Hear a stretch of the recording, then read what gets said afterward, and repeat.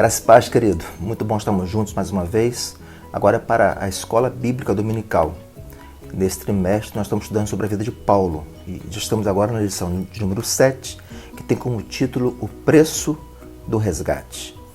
Estaremos lendo agora Romanos 3, versículos 23 e 24, que vai dar uma orientação a respeito de todo o estudo. Romanos 3, 23 e 24. Pois todos pecaram e carecem da glória de Deus, sendo justificados gratuitamente por sua graça, mediante a redenção que há em Cristo Jesus. Esse texto é um texto bem conhecido nosso. Aqui usa a expressão justificados, que na última lição nós estudamos, quando Paulo trata a respeito disso, sobre ser justo, reto, né? E então a gente lembra desse fato aí. E agora volta ao assunto que é muito parecido, muito próximo, a ideia de pagar um preço. Quando a gente olha esse tema, o preço do resgate, nós pensamos num resgate. No resgate tem alguns personagens, né? Tem aquele que é o refém, que está lá na mão daquele que o sequestrou. Então, ao refém, ao sequestrador. Há o preço aqui do resgate, há um preço, e há quem paga o preço. Então tem alguns personagens aqui. Para nos ajudar, você é o refém. Aquele que nos sequestra é o nosso inimigo, nós temos em comum. Quem nos resgata é o Senhor Jesus. E o preço é a morte na cruz. Esse é o resumo da nossa lição. Eu vou começar com um resumo. Mas para a gente entender mais e poder explicar aos nossos irmãos que não conhecem bem a palavra, a gente vai trabalhar um pouquinho a respeito disso. Então, como que começa a nossa lição aqui? Na parte inicial nos diz: podemos, por dizer de maneira bem simples, que redenção significa livrar alguém por meio do pagamento de um preço. Então, eu livro alguém pagando um preço. Então, essa é a ideia central. Aí dá um exemplo aqui dos gregos e dos romanos. E como que eles faziam quando um soldado era pego pelo inimigo. Então, tinha um processo para libertar. Havia uma negociação. E nessa negociação, como que era o nome do processo? Redenção. E o preço chamava resgate. Paulo usa essa expressão para nós compreendermos qual é essa questão do resgate, do pagamento e tudo que está acontecendo ali nesse processo. Ele usa a expressão da redenção e do resgate que, para quem está lendo, tem uma facilidade enorme de compreender, porque é uma expressão do dia a dia ali. Até hoje nós entendemos isso. Alguém ter redenção é dar a volta por cima, é conseguir voltar à sua origem. Então, a ideia central passa por aí. Alguns teólogos e estudiosos se chocam com a ideia de Deus negociar com Satanás, mas isto é uma metáfora e não uma realidade. Não há motivo para escândalo. Tem teólogo que olha para esse texto e acha absurdo. Deus está negociando com Satanás? Claro que não, aqui é uma metáfora, aqui é uma explicação. É uma forma ilustrativa para aquele povo entender, aqui é Roma, e para nós entendermos também. Então, ele usa uma forma ilustrativa para nós estarmos entendendo a respeito desse tema. Então, não se estresse com isso, não fique perturbado com a situação. O que quer dizer aqui é que há um preço a ser pago, e esse preço foi pago por Jesus. Primeiro, o uso do termo redenção no pensamento bíblico. Não começa no Novo Testamento, já começa no Antigo Testamento. A primeira vez que a expressão ocorre é em Êxodo 13:13. Os primogênitos, desde a saída do Egito, pertenciam a Yahvé, né, a Deus. A ideia ocorre em Êxodo 4:22, onde Israel é declarado como primogênito de Yahvé. Olha o que diz Êxodo 4:22. Dirás a Faraó: assim diz o Senhor, Israel é meu filho, meu primogênito. A ideia de ser primogênito tinha um valor muito grande. Primogênito primeiro. Então, uma fala que vai até o Faraó Israel é meu primogênito, é meu escolhido, é o primeiro, é que eu tenho mais carinho. Então, há essa expressão para para nós estarmos compreendendo. Então, usa essa ideia aí. Então, guarda bem isso. Então, a partir daí, muita coisa vai desenrolando. Nessa primeira ocorrência bíblica, a ideia é de dar algo em troca de algo. A gente começa a ver aqui que há uma negociação, o Êxodo trata muito disso, é sobre negociações. Quando alguém pega algo, paga-se um preço. E tem uma tabela, né? Vários valores. Então paga-se um preço por aquilo ali. Mas quando é o primogênito, o preço pode aumentar. Então tem essa complicação. Interessante aqui o exemplo que ele dá, fala da jumenta, né? Mas o jumento era muito necessário para a força física, para o trabalho de campo.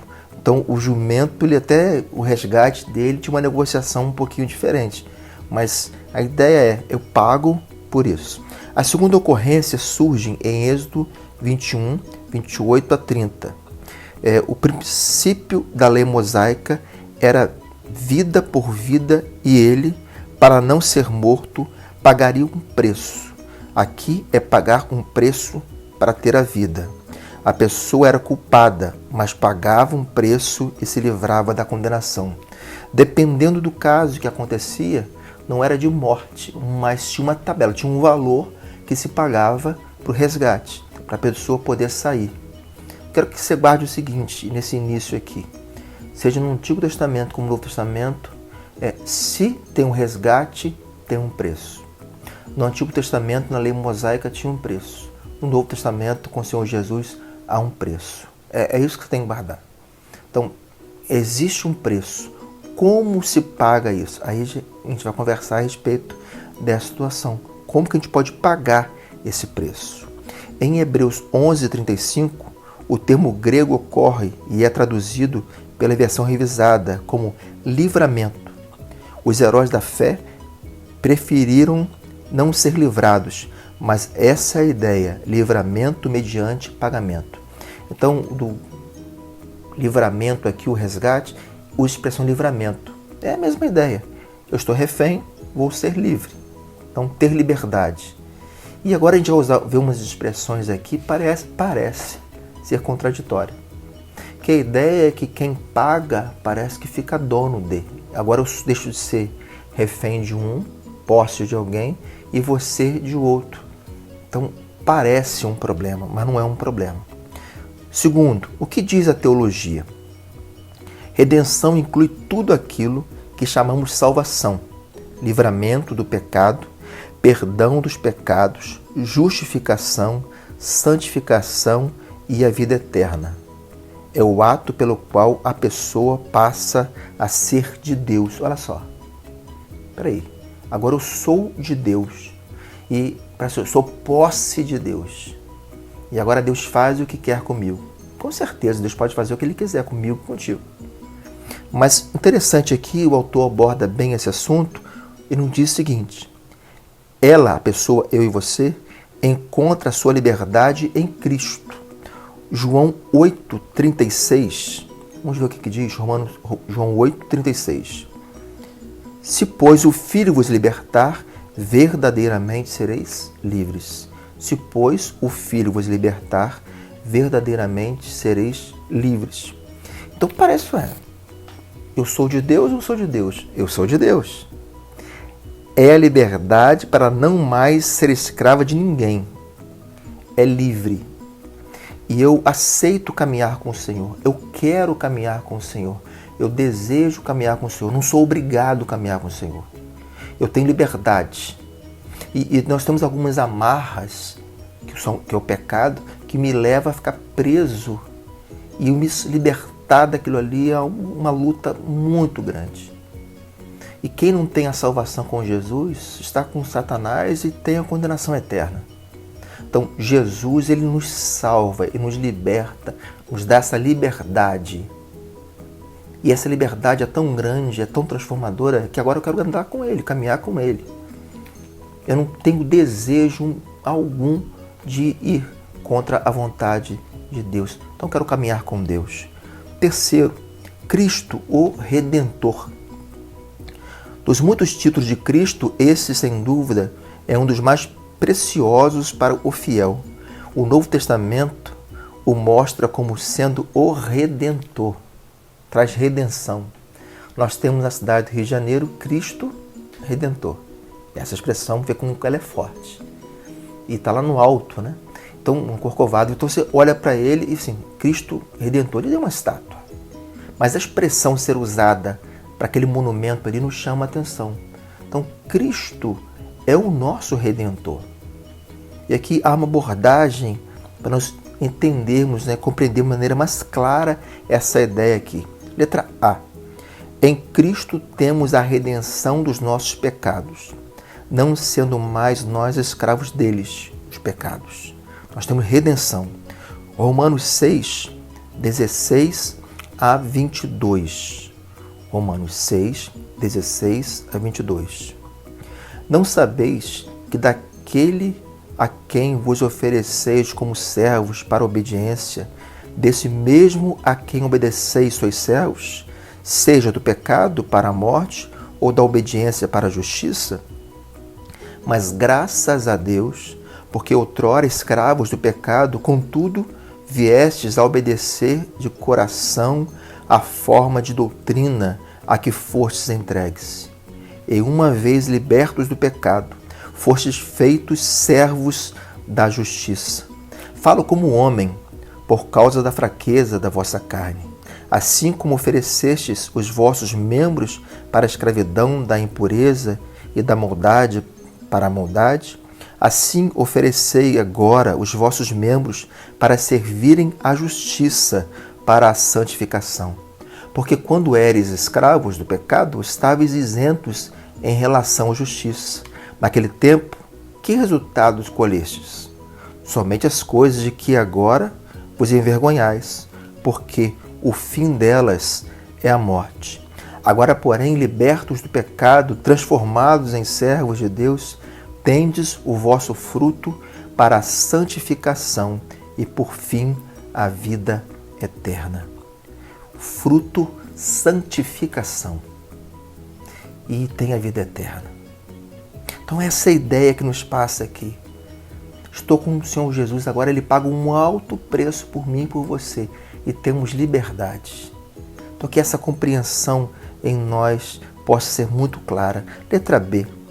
O sangue de Cristo, a sua morte na cruz, foi o preço pago. Lembra que eu falei? Tem o refém, tem aquele que sequestrou, tem o preço e tem aquele que paga. Jesus paga e paga um alto preço, que é seu sangue vertido na cruz, por mim e por você. Esta é uma certeza que nós temos que ter. Não foi o Pai quem obrigou o Filho, mas o Filho que se ofereceu a si mesmo e ofereceu seu sangue com o preço para nos libertar. Há um alto preço. A expressão graça. Nós não pagamos nada, mas Cristo pagou um alto preço. Então, Cristo pagou. Letra C. Ao nos comprar, Ele acabou com a nossa condição de escravos e nos tornou participantes de sua natureza e de filho. Olha que fantástico isso aqui. Nós, como criaturas que éramos, e através de Jesus, o sangue dele vertido na cruz, a sua morte, remindo nossos pecados, nós agora somos filhos. Nós somos filhos e temos herança. Nós somos filhos. E esse filho, e podemos chamar o Pai de Pai. Tanto é a oração que o Senhor Jesus ensina aos discípulos, é Pai nosso, meu e seu, todos nós que acreditamos no Pai, né, e como Deus, o nosso Pai, e cremos em Jesus como Salvador. Então começa a oração, Pai nosso que estás nos céus. Então Pai, essa expressão Pai é muito forte para mim e para você. E se Ele é nosso Pai, nós somos seus filhos. E Jesus consegue fazer isso por mim e por você. Letra D. A nossa redenção nos faz participantes também da ressurreição, da ascensão e da glorificação de Cristo. Esse preço pago nos dá a ressurreição, nos dá a ascensão e glorificação. Só que há uma explicaçãozinha interessante aqui para nós compreendermos o tempo das coisas. Ao efetuar nossa redenção, Jesus nos deu sua natureza vitoriosa, sua natureza ressurreta e sua natureza glorificada. E estas duas últimas nós receberemos no tempo apropriado. Isto tudo porque fomos tirados do domínio do pecado e passamos a ser propriedade de Deus. Esse último aqui ele fala sobre glorificação. É a eternidade com o Pai e que nós tanto ansiamos, nós tanto esperamos. É que nós queremos essa certeza que nós temos que ter no nosso coração. Então, para nós relembrarmos aqui, o primeiro ponto destacado, o uso do termo redenção no pensamento bíblico. Então, não começa no Novo Testamento. No Antigo já havia essa ideia. Segundo, o que a teologia fala a respeito disso? E a ideia básica aqui é livramento. E terceiro, o Cristo, o nosso Redentor, o nosso Salvador. Para pensar e agir. Agir, colocar em prática. Primeiro, a redenção ou resgate é a essência da salvação. Redenção ou resgate é a essência da salvação. Fomos resgatados. Nós não estávamos num limbo, num lugar sem nada. Não estávamos no vácuo. Estávamos em algum lugar fazendo alguma coisa. Fomos resgatados. Essa é a essência da salvação. Tenha convicção da sua salvação e leve muitos outros a compreenderem o que é salvação. Segundo, como consequência ética da nossa redenção, reconhecemos que somos o santuário do Espírito Santo e não mais escravos de alguém, nem mesmo donos da nossa vida. Há um Espírito que habita em nós, o Espírito Santo habita em nossas vidas. Somos templo do Espírito Santo. Glória a Deus por isso. E através do Espírito Santo temos os dons do Espírito Santo. Temos o fruto do Espírito Santo, os frutos do Espírito Santo. Então, dê liberdade para o Espírito Santo agir na tua vida. Dê liberdade para ser usado como igreja. Quando temos os dons do Espírito, é para ser usado para a igreja, para o reino de Deus. O fruto é a nossa vida. Quando ele tem longanimidade, bondade, e são os 9, né? Mas o fruto inicial e básico é o amor. Nós temos todos eles, uns mais, outros menos, mas temos que ter todos, começando com amor e indo até o domínio próprio. Então, o Espírito Santo habita em nós e quer o melhor para cada um dos seus. Terceiro, já que somos libertos, lembremos de Gálatas 5:1. Para a liberdade, Cristo nos libertou.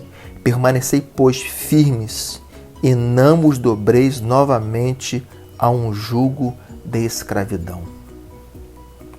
Esse texto aqui é muito propício, porque ele cabe em algum momento. Pegamos, por exemplo, os que estavam num cativeiro lá no Egito. Tinha muito escravo com cabeça, né? Era escravo, né? E agora liberto, mas com cabeça de escravo, pensando como escravo. Reclamava com Moisés, lembrava do que os comia lá no Egito. Tem muito crente, pessoa salva, mas tem cabeça de quem ainda está no cativeiro. Fica pensando e valorizando o passado. Então, ele chama a nossa atenção aqui. A gente vai ali em Apocalipse, ele fala sobre o cão que volta ao vômito. Fala sobre ou ser quente ou ser frio, não pode ser morno. Então a gente não pode dar passos para trás. Voltar ao jugo da escravidão, isso é um absurdo. Então ter essa convicção é importante para cada um de nós. Uma vez libertos, sempre libertos. O preço do resgate, o preço foi pago. Você está aí. Agora, pregue essa salvação. Você pode ser o proclamador da palavra de resgate. Tem muita gente para ser resgatada e Deus quer começar usando a tua vida. Seja disposto a ser instrumento nas mãos de Deus. Que Deus te use, que Deus te capacite, que você seja bênção no reino de Deus. Essa é a minha oração, essa deve ser a nossa oração. Amém? E que Deus te abençoe.